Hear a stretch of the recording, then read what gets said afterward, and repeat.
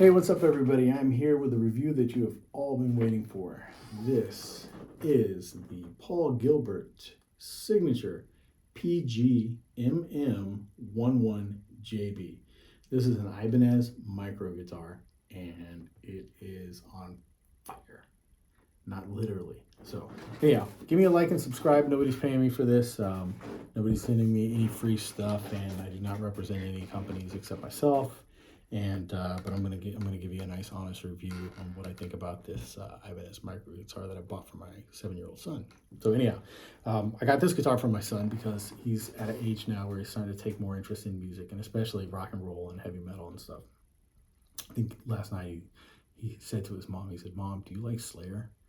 And she said, "I like Slayer." And then my son said, "I love Slayer." so rock on, son. So I got him this guitar, and he's getting it for Christmas. He doesn't know yet. He's gonna be very excited when he gets it. I got a little amp over here and a little Mogami cable for him. I'm impressed with this little guitar. So it was $250, and I ordered it, pulled it out of the box, and I went ahead and opened it up. And I was like, I told my wife, I said, "Hey, I'm gonna have to set up this guitar and get everything fixed up for him so he can play it right when we give it to him at Christmas." And she said, "Oh, good idea." So I pulled it out, and I didn't have to do anything to it. It was set up. Everything was set up. The action was right on. The intonation's pretty much right on. All I had to do was tune it, and then I also put a little bit of oil on the neck and the fretboard because it was bone dry. So I put some birchwood Casey gunstock oil on the maple neck, and I can't remember what this wood is called. Jotuba. I can't even. I don't think I pronounce it right if I read it. The neck is made out of.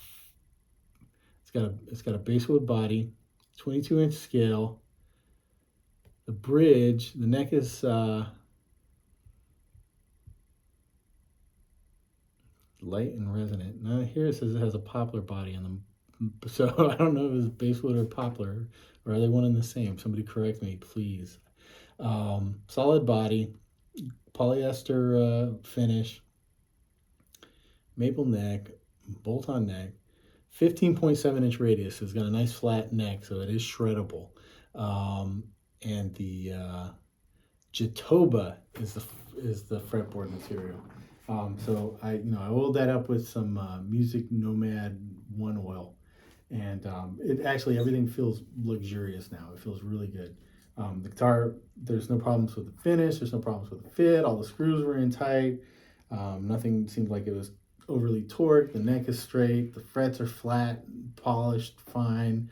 So I was actually really impressed because normally you don't find a $250 guitar in this good of condition straight out of the box. You normally have to fix it up yourself, and I didn't have to do any of that. But I did oil the neck and the fretboard, and that's just that's my preference. I like them nice and oiled. If you oil them right, you'll like them nice and oiled too. The other thing I did was I took a little bit of sandpaper and just kind of rolled the edges of the fretboard just a little bit, and that's just personal preference. There's nothing wrong with it. It was cut well, it was sanded well, and stuff like that.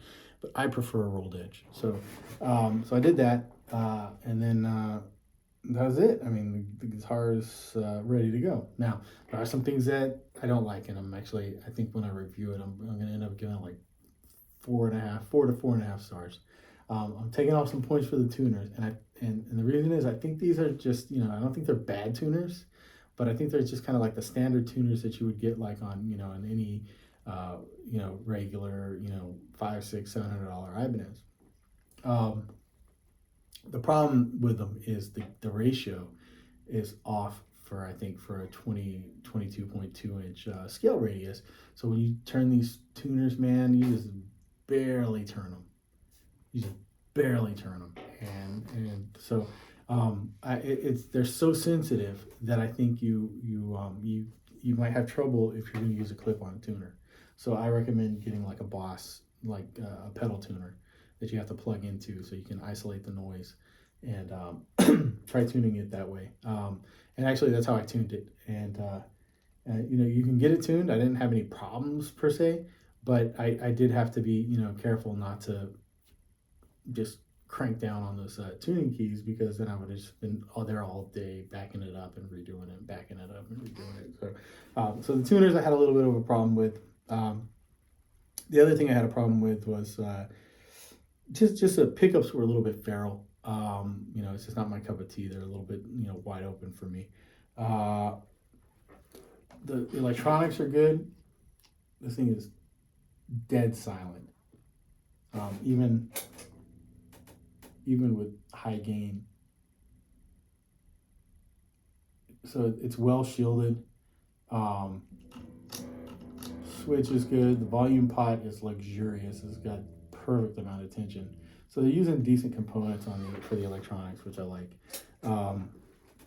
So between the setup and the components and the fit and the finish and everything else, I think Ibanez has really stepped up their game. I think they've taken into consideration that even though it's a $250 guitar, they're going to be putting it in the hands of a kid that's not going to know how to set up a guitar. So it needs to be set up from the factory. Either that or Sweetwater did something to it. And I wouldn't put it past Sweetwater to crack open a box and fix something up. But I think in this case it was probably Ibanez that's doing it, because they know these are going out for Christmas to a bunch of children. So I appreciate that a lot. The only thing you really might have to do to it, and assuming that the majority of them coming out of the factory in the same condition as the one that I bought, is oil up the neck and oil up the fretboard, and that's just standard guitar maintenance. Don't use WD-40. Use oils that are made for protecting woods, especially I use a gun stock oil on the neck, and that's the same gun stock oil I use on my Ernie Ball Music Man up there, and then I use the Music Nomad fret oil on the fretboard. Some people may trust buying different types of generic oils at the hardware store and stuff like that. I don't. I like to use specific things that are tried and trusted on a guitar, because I don't like to have to replace broken stuff. And then that's it. Make sure you get decent cables. Don't ever go cheap on cables. If you go cheap on cables, you're gonna get a lot of unwanted noise, and you're gonna get treble roll off, and just capacitance issues and bad shielding. I use Megami 2425s with Neutrik connectors. So don't go cheap on cables. And I'm going to give you a quick sample of how this sounds. These feral pickups here. We're going to start with clean. I'm going to start with the first position on the switch, and then I'm just going to play a couple chords and go through to the fifth position.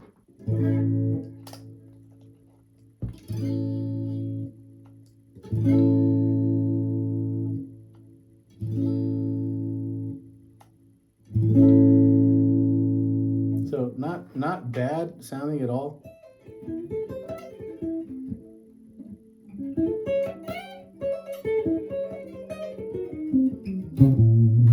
So it's a decent sounding guitar clean. The only effect I have is a little bit of delay, because my noise gate can chop the tails off sometimes. So I put a little delay on there to give it a nice, a smoother finish there. Distorted is when the pickups really start to get wild. So I'm going to give it high gain. I got to go through a Roland, not Roland. I don't know why I said Roland. Orange Rocker Verb 50 Mark III, and then I have it in the speaker I'm using. I actually have it coming through a Celestion 65 Creamback, and then for effects, I don't have any effects right now except for that delay to preserve my tails. So I'm going to give it to you without the effects first, and I'm just going to focus on the bridge.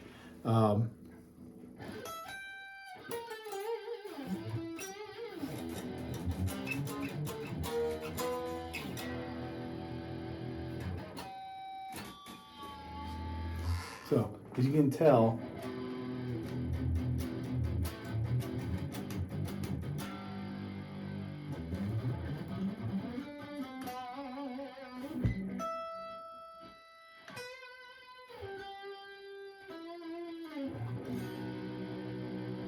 they're a little bit wild, they're a little bit rough, a little bit raw, which is not a problem though because they can be cleaned up, and I'm going to go ahead and demonstrate that real quick. I'm going to put a little bit of I got a little bit MXR Studio compressor, a Maxon AF, what is it, AF9 or AF1?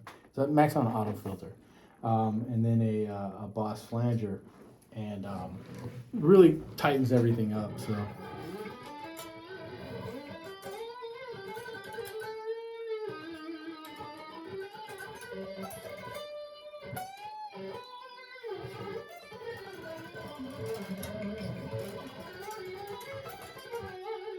So, it's shreddable. I mean, you could actually, if you wanted to change the pickups out and change the nut and put some locking tuners on it, I don't see why like an experienced player couldn't take this to a gig and play.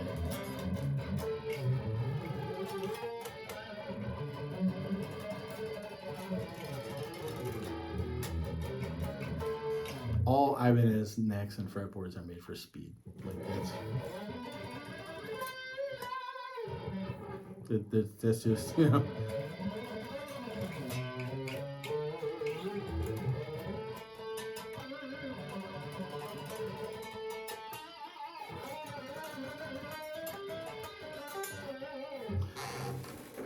This is no exception. These are made for speed. It takes a little getting used to. I mean, if you're playing on a full size guitar, it's going to take a little bit of getting used to the 22.2-inch radius. And also, like, it's so easy to bend these. You can bend the chords. So it's hard to get used to that at first, but I think spend a week with it and you'll get over that, and you should be good to go. So I'm really pleased with it for $250. Like I'm really pleased with what Ibanez is doing with this, and I'm very happy to be giving this to my son. So it wins my recommendation, my review. And then of course, it's like I couldn't pass it up because of Sweetwater's finance. There's zero interest financing options, so that made things easy too. So I that's another thing I highly recommend is check out their financing options. Makes it super easy on the budget.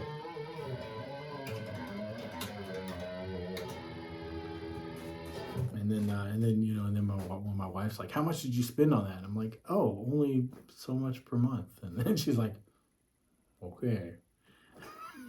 So kind of helps me get away with buying some of the extravagant stuff that I buy sometimes. But highly recommended. And again, I bought this with my own money for my own son, and nobody's paying me to do this review. Nobody sends me anything for free. So help me out, give me a like and subscribe, and tell me what you think. And especially if you buy one of these, tell me what you think of the one that you bought. I want to know. This is the one that I bought. Straight off of the warehouse, straight to my door. I don't know what the consistency is like on them because I haven't. This is the first PGMM11 that I've ever touched. So I don't know if they're all the same or not, and I definitely would like to know that, because if they are all the same, I'm going to recommend these to like every student I know. I think they're great. And now that's not to say there's other companies making them too. I think Ernie Ball has a Cutlass. Costs a little bit more. I think it's closer to like the $350 range. Ernie Ball is I play a Music Man Loop 3, and it's Ernie Ball's an excellent company. So those are probably a good option too. But I decided for my son, I wanted to go with something with a wilder color scheme for him, and he likes heavy metal, so I figured the Ibanez would be a little more appropriate for him. But that's not to say that the Music Men aren't great also. Sorry, not Music Man, the Sterling by Music Man. Sterling by Music Man aren't great also. So, but these definitely win my recommendation, and that's all I got, man. You guys have a good one. I'll see you next time.